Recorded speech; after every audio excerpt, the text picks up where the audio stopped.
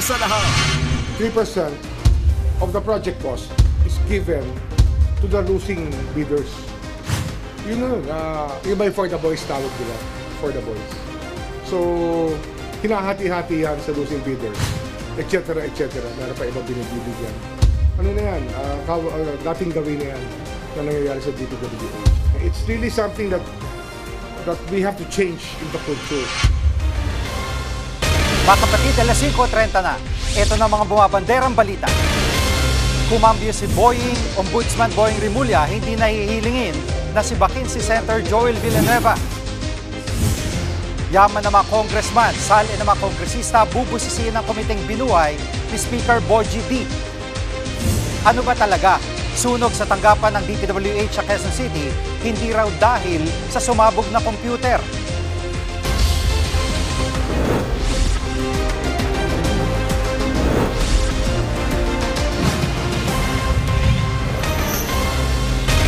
Binawi ni Ombudsman Boying Rimulya ang plano niyang ipasibak sa pwesto si Senator Joel Villanueva. Kaugnay ito sa dating kaso ng senador sa pork barrel scam. Live mula sa TV5 Media Center, nangunguna sa balita si News 5 Justice Correspondent Camille Samonte. Kapatid, bakit nagbago ang desisyon ni Rimulya?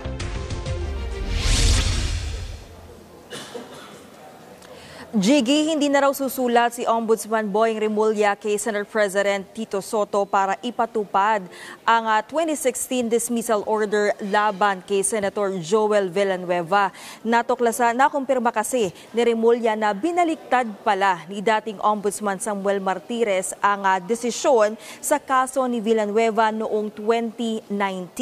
Taong 2016 nang ipinag-utos ni nooy Ombudsman Conchita Carpio Morales na i-dismiss si Villanueva dahil sa kasong malversation of funds at falsification of documents kaugnay sa pork barrel scam. Pero gate ni Rimulya, tila isinikreto ang pagbasura ni Martires sa kaso dahil hindi umano ito na i-publish. Sa isang pahayag naman, kinumpirma ni dating Ombudsman Samuel Martires na naibasura na nga ang dismissal order laban kay Villanueva noong 2019. Narito ang pahayag ni Ombudsman Rimulya. We were surprised by the decision. Lumabas lang siya nung sinabi kong may gagawin ang ombudsman tungkol dyan. Nobody was raising that issue before. Joel Villanueva kept quiet through all the years. Ombudsman Martires never spoke about it. Di ba? At Camila, ano naging reaction dito ni Senador Villanueva?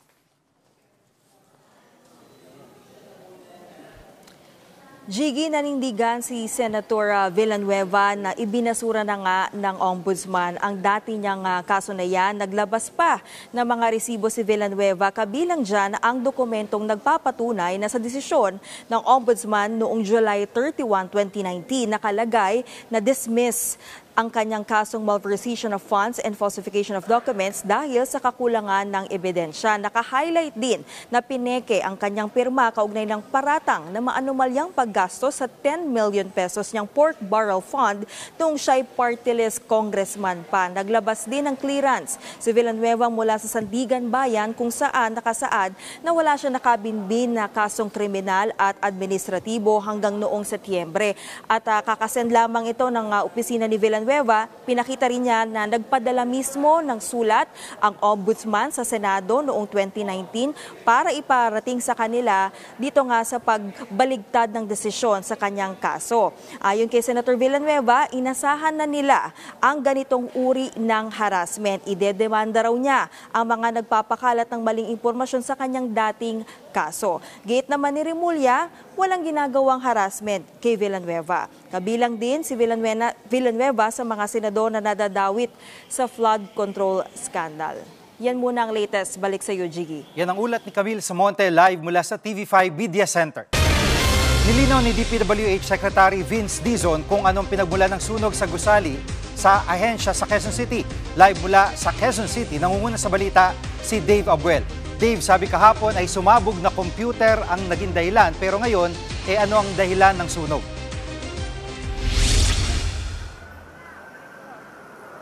Jiggy, short circuit daw ang initial na cause of fire sa Bureau of Research and Standards Building ayon kay DPWH Secretary Vince Dizon. Sa report ng Bureau of Fire Protection, nagkaroon ng electrical failure sa kisame ng third floor ng gusali. Bukod dyan, itinama rin ni Dizon ang naunang pahayag ni DPWH Assistant Secretary Melody Villar na gusali ng DPWH Mimaropa ang nasunog. Giit ni Dizon, hindi naapektuhan ang gusali ng Region 4B na malapit lang sa nasunog na Bureau of Research and Standards Building. Pakinggan natin ang pahayag ni Secretary Dizon.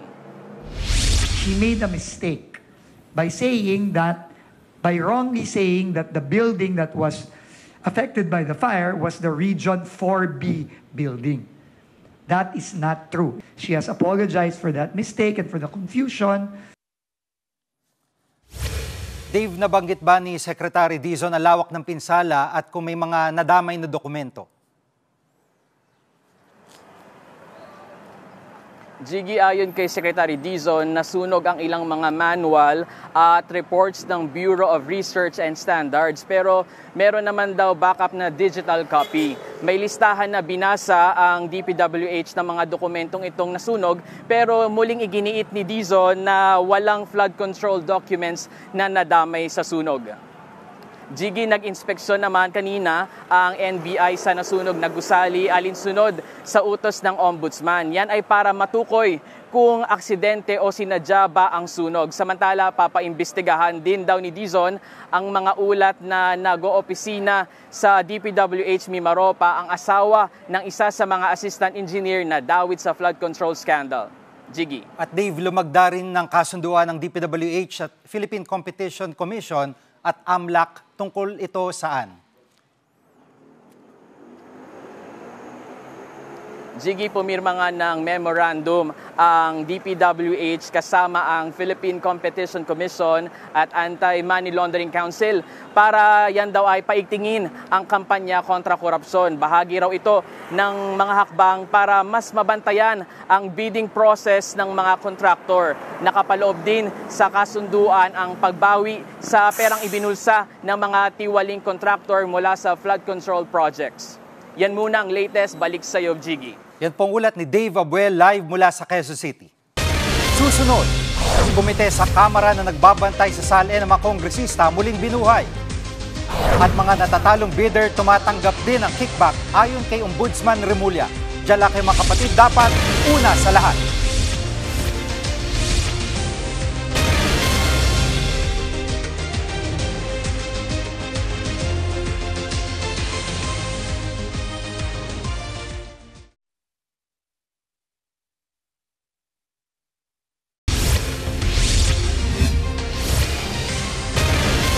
Muling binuhay ang SALN Review and Compliance Committee sa Kamara para bumuo ng mga lituntunin sa paglalabas ng SALN ng mga kongresista. Live mula sa Batasang Pambansa nangunguna sa balita si News 5 House Correspondent Marian Enriquez. Kapatid nilang kongresista na ba ang naglabas ng kanilang SALN? Jiggy, 10 kongresista pa lang nga yung naglalabas ng kanilang Statement of Assets, Liabilities and Net Worth o SALN. Nanguna na nga riyan si House Speaker Bogie D na nagdeklara ng ari-arian na abot sa 121 million pesos. Karamihan po rito ay mga lupain at investments. Nakasaad din dito na meron siyang liabilities na 47 million pesos. Kaya abot po sa 74 million pesos ang kanyang total net worth. May 16 din siya nga mga kamag-anak na nagsisilbi rin nga po sa gobyerno, kasama na riyan yung mga anak, kapatid at pamangkin ng mga mayor, kongresista at humahawak ng iba pang posisyon sa pamahalaan. Kasabay nga ng paglalabas ni Speaker din itong SALN na inanunsya din niya yung muling pagbuhay sa SALN Review and Compliance Committee ng Kamara. Kung pagbabasihan nga kasi yung dati nitong tungkulin noon pong 17th Congress, ito po yung komite na titingin at magre-review kung nakapagsumiti na ba ang lahat ng mga kongresista ng kanilang kanilang mga salin. Maaari rin silang bumuo ng mga alituntunin para sa pag-access nga ng publiko ng mga kopya ng salin ng mga kongresista. Wala pang aktual na memo itong komite pero itinalaga na nga ni Speaker D bilang chairperson ng Salin Committee si House Deputy Speaker Ferdinand Hernandez. Habang Vice Chair naman sina Senior Deputy Majority Leader Lawrence Defensor at si Marikina 2nd District Representative Biro Kimbo. Jiggy. Marian, anong reaksyon ng mga congressman sa pagbuhay ng Salin Committee? JG, sang-ayon naman dito yung ilang mga kongresista at kabilang na nga po riyan si Kamanggagawa Party List Representative Eli San Fernando. At kasama nga si San Fernando doon sa mga nauna nang naglabas ng salin at nagdeklara po siya ng net worth na 2 million pesos o higit 2 million po yan. Hinikayat din niya yung mga kapwa mambabatas na maglabas ng kanilang mga salin at mas mainam daw siguro kung ipopost ito sa website o Facebook ng Kamara para mas madaling ma-access ng publiko. Pakinggan natin itong pahayag ni Congressman San Fernando. When we entered public service, nag-decide din tayo na yung private life natin ay sinasakripisyo na natin at ibinubukas natin yung buhay natin sa mapang-usisang mata ng mga tao. Gawin natin kahiyahiya yung korupsyon. Gawin natin kahiyahiya yung extravagant and lavish lifestyle. Kung tingin naman natin walang dapat ikahiya, edi public natin. Yan muna ang latest dito sa Kamara. Balik sa iyo, Jiggy. At saka unsolicited advice, baka pwedeng dagdagan nila ng 2 term lang, 2 salita itong Review and Compliance Committee. Pwedeng truthfulness and honesty, maging 4. Review, Compliance, Honesty, and Truthfulness Committee para kasi di natin alam kung talagang yan ang salin ng mga congressman. Yan ang ulat ni Marian Enriquez, live mula sa Batasang Pambansa. Gustong paimbestigahan ng lokal na pamahalaan ng Paumbong, Bulacan ang 11 flood control project sa kanilang bayan. Ito raw yung mga ghost at substandard na proyekto. Live mula sa TV5 Media Center, nangunguna sa balita si Gerard de la Peña. Kapatid, magkano halaga ng mga kinukwestyong proyekto? Jiggy, humigit kumulang 700 million pesos ang halaga nitong 11 flood control projects na may kita dyan sa Paumbong sa Bulacan. Itong amount na ito ay base doon sa assessment ng Sangguniang Bayan ng Paumbong. Kanina nga ay nagpunta sa tanggapan ng ICI o ng Independent Commission for Infrastructure itong si Attorney Izay Nunag na siyang sekretary ng Sanggunian ng Paumbong. At dala-dala niya yung mga dokumento na naglalaman ng mga ebidensya patungkol dito sa mga flood control projects na ito. Napag-alaman din nila na itong mga projects nito ay walang koordinasyon sa lokal na pamahalaan para ipatayo dito sa iba't ibang barangay doon sa kanilang bayan. At base rin sa mga impormasyong nakalap natin, Jiggy, ay sangkot dito sa mga flood control projects na ito yung ilan doon sa mga top contractors katulad ng Sims, Wawaw at Great Pacific. Sa pagpunta ng mga taga-Paumbong sa ICI ay umaasa sila na matutulungan silang malutas yung problema ng pagbaha sa kanilang bayan at malaman na rin yung tunay na estado nitong mga flood control projects na ito. Pakinggan natin yung naging pahayag ni Attorney Nunag. Kaya nga may flood control project para dun sa baha eh. At kaya magkakaroon ng project dahil binabaha kami. So the main issue here is paano susolusyonan yung baha. Kasi naging parte na ng buhay. Dapat hindi naman namin yung tanggapin na parte na ng buhay namin to. At Gerard, sa ibang usapin, tuloy na ba talagang pagla-livestream sa hearing ng ICI? Jiggy, nangako na nga ang ICI na ila-livestream na nila yung mga hearing nila pero yun nga lang walang mangyayaring hearing sa susunod na linggo. Sinabi kasi ng ICI na hindi makakarating si ICI member Rogelio Singson. At pangalawa, kailangan pa raw nilang i-draft yung guidelines kung paano nga ba gagawin itong live streaming na ito. Ilan doon sa mga considerations na kailangan maplansya kung saang platform ba ito lalabas, kung sa Facebook ba o sa YouTube o kung anumang platform. At pangalawa, kung mabibigyan ang publiko ng access doon sa mga ang mga hearings ng ICI. Yan muna ang latest. Balik sa iyo, Jiggy. Yan ang ulat ni Gerard de la Peña live mula sa TV5 Media Center. Susunod, 3% kickback na kukuha raw ng mga natatalong bidder. Huwag kayong bibitiw, dapat una sa lahat.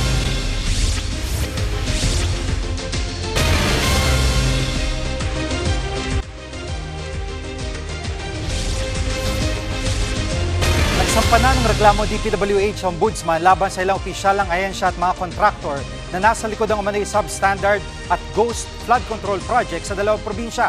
May isa ring congressman na tinuturing ng person of interest. Live mula sa Quezon City, nangunguna sa balita si JC Cosico. JC, sino-sino mga dinamanda ng DPWH? Jiggy, in total, 22 na officials ng DPWH. Kabilang nga ang dalawang contractor, ang sinampahan ng DPWH ng malversation at graft complaints. Dito po yan sa Office of the Ombudsman kanina. To be specific, doon po sa La Union flood control project na sinasabi po na substandard pero fully paid pero hindi po kumpleto. Meron po diyang 12 officials ng DPWH La Union 2nd District Engineering Office, pati rin po yung kinatawan ng Silver Wolves Construction Corporation for the flood control project worth 180 million pesos. Doon naman po sa Davao Occidental na flood control project, meron namang 8 officials from their district engineering office at gayon din po itong St. Timothy construction po ng mga Diskaya. Tapos na po itong proyekto or tapos na po dapat yung project na yan noong 2022 pero hindi pa rin po kumpleto. Narito po ang pahayag ng DPWH. It's a case for malversation of public funds with falsification of public documents. It is non-bailable, and it holds a similar penalty as the other cases, which is life imprisonment. The other case is also on malversation of public funds through falsification of public documents, also non-bailable. At JC, bukod sa mga opisyal ng DPWH at mga contractor, may iba pa bang dawit dito ng mga opisyal ng pamahalaan? Jiggy, itinuturing nga na person of interest ng Ombudsman dito po sa La Union case itong si Benguet Congressman Eric Yap na umano'y beneficial owner nitong Silver Wolves Construction Corporation. Hihilingin rin po ng Ombudsman sa Anti-Money Laundering Council o AMLA na ma-freeze ang assets po nitong si Yap. Narito po ang pahayag ni Ombudsman Boying Remulla. Depending on the time element here, he was also the chairman of appropriations before, from 2019 to 2022. And we will find out if there were other contracts done by this company when he was the chairman of the appropriations committee. But it's a clear case of conflict of interest. Congressmen should not partake of contracts, should not even be related to the people doing the contracts. Jiggy, sabi naman ni Ombudsman Remulla ay diretso na raw sa preliminary investigation itong complaints na final ng Ombudsman laban sa kanila at maliban dyan ay asahan din daw, sabi po ni Secretary Dizon ng DPWH, yung mas marami pang reklamo na i-file nila laban sa mga sangkot dito sa mga maanumalyang flood control projects, and sa ngayon po ay wala pa ring statement itong si Congressman Eric Yap dyan po sa naging pahayag ni Ombudsman Remulla. Jiggy. Yan ang ulat ni JC Cosico live mula sa Quezon City. Pati ang mga natalong bidder tumatanggap din umano ng kickback mula sa mga flood control project. Yan ang natuklasan ni Ombudsman Boying Remulla sa pakipagpulong niya sa Philippine Competition Commission o PCC. May isang tao na raw na natukoy na sangkot sa modus na ito pero hindi muna niya ito pinangalanan. Iniimbestigahan na ng Ombudsman ang posibleng pagmamanipula sa bidding ng mga proyekto. 3% of the project cost is given to the losing bidders. Yun yung for the boys tawag nila, for the boys. So, hinahati-hati yan sa losing bidders, etc. etc. Meron pa ibang binigbibigyan. Ano na yan? Dating gawin na yan na nangyayari sa DPWH. Kami ang inyong mga kapatid sa Balitan at Public Service. Dapat una sa lahat. Abangan niyo po ulit kami bukas dito sa TV5, 1PH, RPTV, True TV at 105.9 True FM.